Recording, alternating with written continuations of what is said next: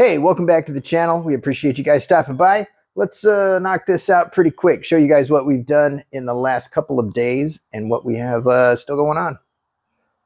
All right, so where did we leave off last? I believe last we left off, we had gotten this guy in and figured out that we were idiots and our fan wasn't going to work. So I ordered a couple of fans. I guess it's been a few days now that I think about it because I had to wait for the fans to come in. So we ordered a couple of electric fans and threw them on there.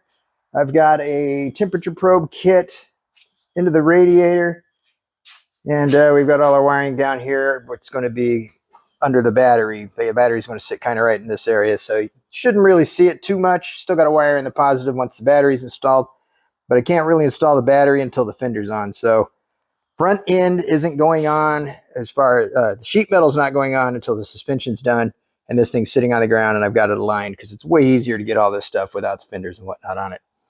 I really wanted to do all that before I put the radiator support in, but that just didn't work out. So what have we gotten done since we figured out that we have to do something different about our throttle? I tried adjusting it. There's just not enough play in it.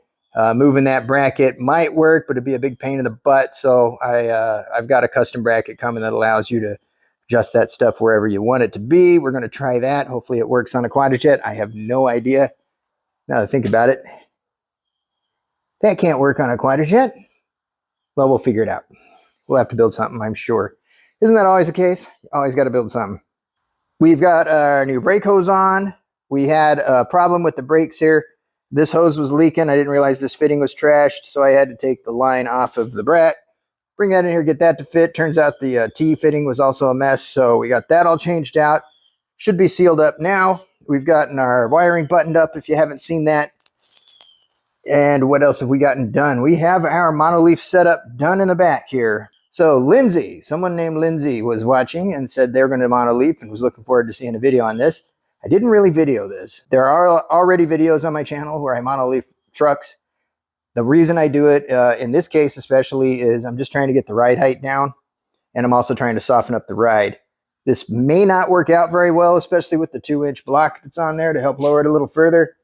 When it comes time to try and drive this down the drag strip at Sykeston, there you can see the block.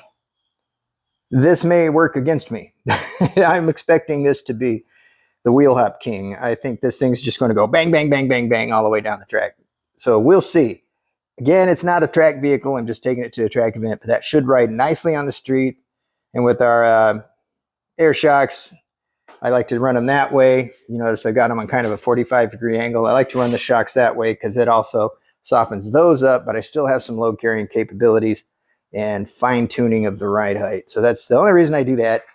But that is done. So now this is all bolted up. Everything's in. All the leaf springs are bolted down. That's all good to go. Once I have the brakes bled back here, that's when I'll go ahead and put the wheels on it.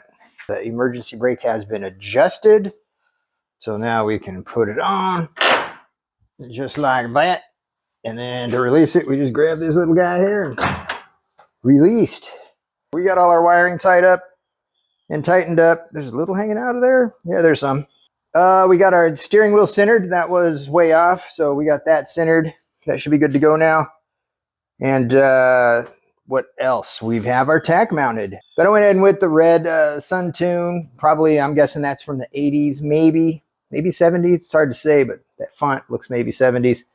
And we've got our dash back in. It's all solid. Everything is working that needs to be working. I do have a big hole in my radio area. What else have we done then? That's it, guys. Oh, we got our steering links back in. All right, so that's it. The only other thing we've done is we stuck our horn in. Oh, I disconnected the battery.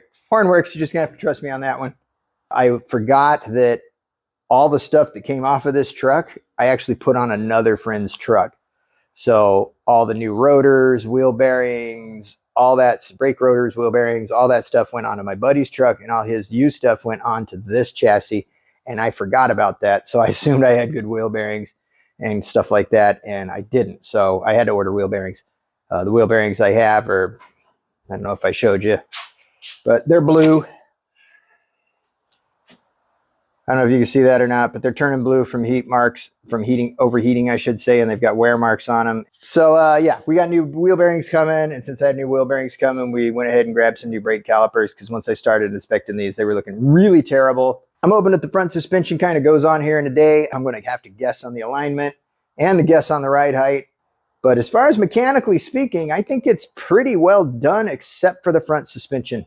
All right, so last things we need to do still, we need to get the front suspension on here and get that alignment set and the ride height set. Then we got to check the rear. Hopefully the ride height's close enough. I can call it good, even if it's a little stink bug or something, whatever. We need to get the bed back on it. We need to get the back window in it. We need to get the front nose on it. And we need to get a seat and seat belts into it. I can't put the seat belts in yet because the seat has to go in first. And I'm trying to decide how much interior I want to put back in here. I'm kind of thinking I'll just throw a couple floor mats in this thing and run it with the bare floor for now, and then just stick the seat in it and call it a day. The headliner needs to be recovered, so I'm not going to put that in. I don't have any of my courtesy light circuits figured out, so I don't have any door chimes. I don't have any dome light or courtesy lights.